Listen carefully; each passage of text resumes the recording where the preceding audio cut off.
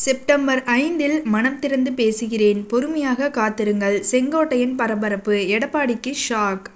அதிமுக பொதுச் செயலாளர் எடப்பாடி பழனிசாமி மீது கடந்த 6 மாதங்களாகவே அதிருப்தியில் இருப்பதாக சொல்லப்படும் நிலையில், வரும் 5ஆம் தேதி கோபிச்செட்டிப்பாளையத்தில் அதிமுக அலுவலகத்தில் மனம் திறந்து பேசுகிறேன் என செய்தியாளர்களிடம் தெரிவித்துள்ளனர்.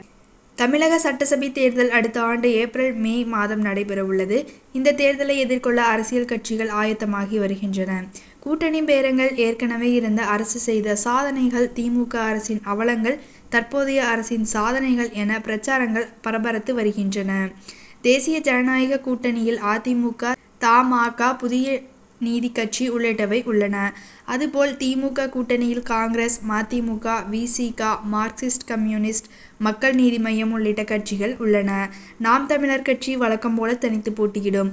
த.வே.க. கூட்டணி கதவுகளை திறந்து வைத்து கொண்டு காத்திருக்கிறது.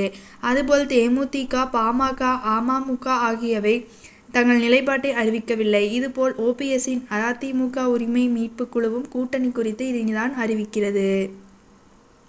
த.வே.க.வால் திமுகவுக்கு சாதகமான சூழல் நிலவும் என கருத்து கணிப்புகள் சொல்கின்றன. இதனால் திமுக கூட்டணி உற்சாகமாக உள்ளன.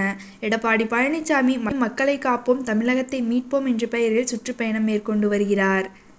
இப்படி பிரச்சாரங்கள் சூடுபிடித்து வரும் நிலையில், எடப்பாடி பழனிசாமியின் பரப்புரைகளுக்கு தொடர்ந்து செங்கோட்டையன் ஆப்சென்ட் ஆகியிருக்கிறார். இது பெரும் பரபரப்பை ஏற்படுத்தியுள்ளது. கடந்த 6 மாதங்களாகவே செங்கோட்டையன் எடப்பாடி பழனிசாமி மீது அதிருப்தியில் இருந்து வருகிறார் என சொல்லப்படுகிறது. கடந்த சில மாதங்களுக்கு முன்பு அதிமுக, பாஜக கூட்டணி அமையாத போது செங்கோட்டையன் டெல்லி சென்றிருந்தார். இருமுறை நிர்மலா சீதாராமனை சந்தித்திருந்தார். இதனால் அவர் பாஜகவில் இணைகிறார் என்றெல்லாம் பேச்சு அடிபட்டது. அதிமுகவுக்கு செங்கோட்டையன் தலைமையேற்க டெல்லி பாஜக தலைமை விரும்புவதாகவும் தகவல்கள் வெளியாகின.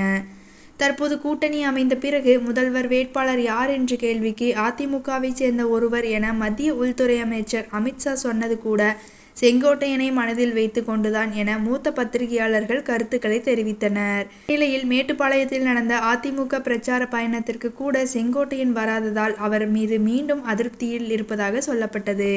ஈரோடு மாவட்டத்தில் எடப்பாடி பழனிசாமி மேற்கொண்ட பிரச்சாரங்களிலும் அவர் கலந்து கொள்ளவில்லை. இந்த நிலையில் வரும் 5ஆம் தேதி செங்கோட்டையன் மனம் திறந்து பேசப் போகிறார் என தகவல்கள் வெளியாகியுள்ளன. அப்போது அவர் எடப்பாடி பழனிசாமி மீது தனது அதிருப்தியை வெளிப்படையாக தெரிவிப்பார் என சொல்லப்படுகிறது. ஒருவேளை செங்கோட்டையன் அதிமுகவிலிருந்து விலகுவாரா, இல்லை ஓபிஎஸ் உடன் இணைவாரா அல்லது பாஜகவில் இணைவாரா என்றெல்லாம் சந்தேகங்கள் எழுந்துள்ளன. இவை எல்லாவற்றையும் அறிய செப்டம்பர் 5ஆம் தேதி வரை காத்திருக்க வேண்டும்.